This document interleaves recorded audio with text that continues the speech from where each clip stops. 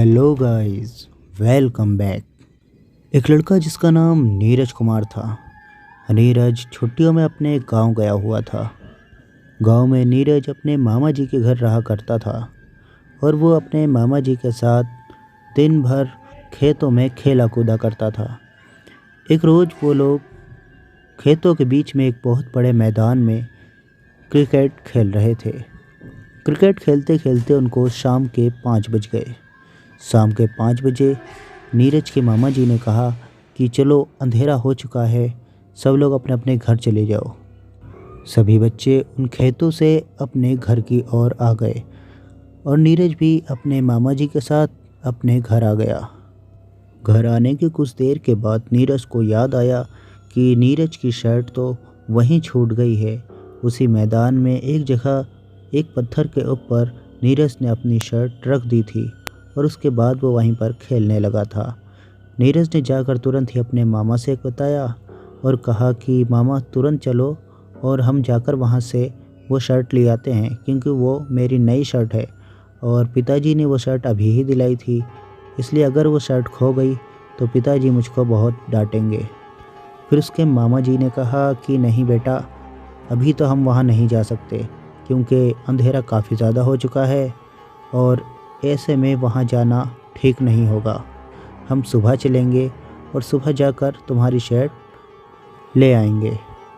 लेकिन नीरज नहीं माना और वह अकेले ही चल दिया। नीरज के पीछे पीछे उसके मामा जी भी चल दिए। कुछ देर के बाद वो दोनों जने उस मैदान में पहुंच गए। वहाँ चारों तरफ वो शर्ट को ढूंढने लगे, लेकिन वो शर्ट उन्हें कहीं भी नज़र नहीं आई। जिस पत्थर पर नीरज ने वो शर्ट उतार के रखी थी, उस पत्थर पर भी वो शर्ट नहीं थी। वो काफ़ी देर तक वहाँ ढूंढते रहे। उसके बाद नीरज के पिताजी ने कहा, अब अंधेरा काफ़ी ज़्यादा हो गया है और मैं यहाँ नहीं रुक सकता, यहाँ रुकना ठीक नहीं होगा।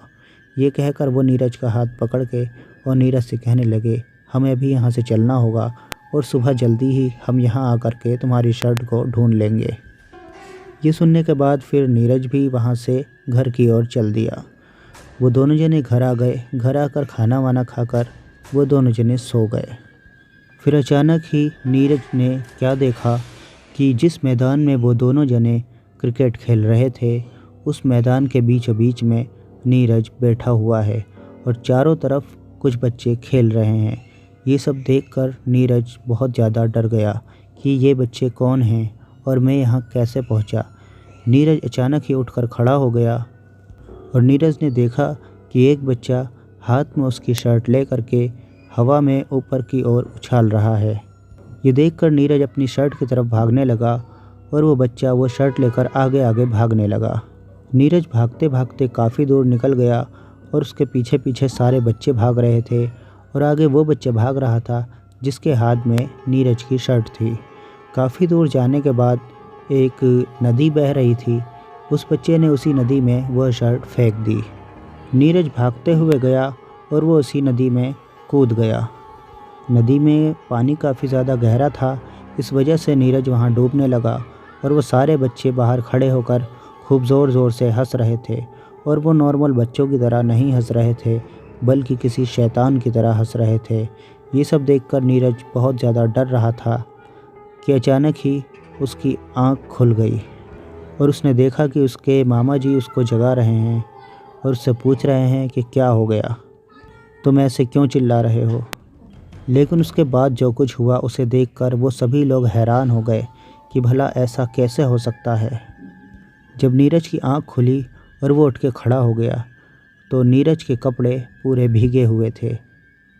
नीरज अपने घर में ही सोया हुआ था और उसके आसपास कोई पानी नहीं था, लेकिन जब नीरज उठकर खड़ा हुआ तो उसके कपड़े उसकी कमर तक गीले थे। ये सब देखकर घर वाले हैरान हो गए कि ऐसा कैसे हो सकता है। फिर नीरज ने अपने सपने के बारे में सबको बताया और फिर नीरज के मामा जी और कुछ गांव वाले वो सब साथ मिलकर उस मैदान में गए। वहां जाकर वो नीरज की शर्ट को ढूंढने लगे, लेकिन उसकी शर्ट वहां नज़र नहीं आई। फिर नीरज ने उन लोगों से बताया कि सपने में उस शर्ट को उस नदी में किसी ने फेंक दिया था, क्या हम एक बार उस नदी में जाकर देखें। फिर कुछ देर के बाद वो सभी लोग कहने लगे कि चलो एक बार चलते हैं। वो सभी लोग उस नदी के पास जब पहुँचे तो वाकई में उस नदी में नीरज की शर्ट तैर रही थी। फिर नीरज ने बताया, सपने में मैं इसी जगह आकर के गिरा था और मैं यहीं पर डूब रहा था। फिर वो लोग कहने लगे, ये घटना पहली बार नहीं घटी, इससे पहले भी कई बार ऐसा कई लोगों के साथ हो चुका है। नीरज काफ़ी ज़्यादा डर चुका था, इसलिए नीरज के पिताजी उसे गांव से लेकर दिल्ली ले आ गए और कहानी यहीं समाप्त हो जाती है। Thanks for watching. Bye bye.